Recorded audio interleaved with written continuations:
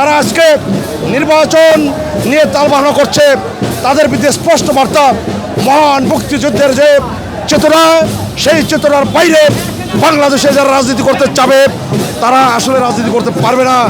আমরা মনে করি মুক্তিযুদ্ধের চেতনাকে লালন করেই বাংলাদেশে রাজনীতি করা উচিত।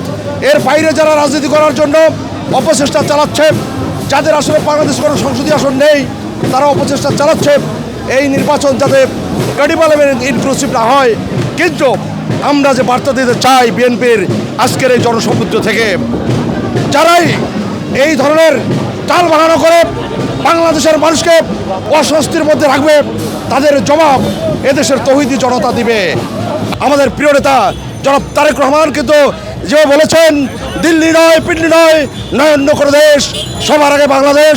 আমরা আজকে বিজয় র্যালি থেকে দেশবাসীকে অভিনন্দন জানাই যে এই দিনে আপনারা রাস্তায় নেমে এসেছেন 5ই আগস্টে দানবীয় সরকারের পতন করিয়ে একটি সুন্দর গণতান্ত্রিক আবহাওয়া তৈরি করার জন্য আমাদের সকলের চক্রান্ত পরিশ্রম ছিল।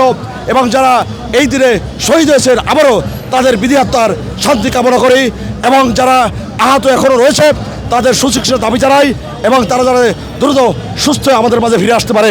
ধন্যবাদ সবাইকে।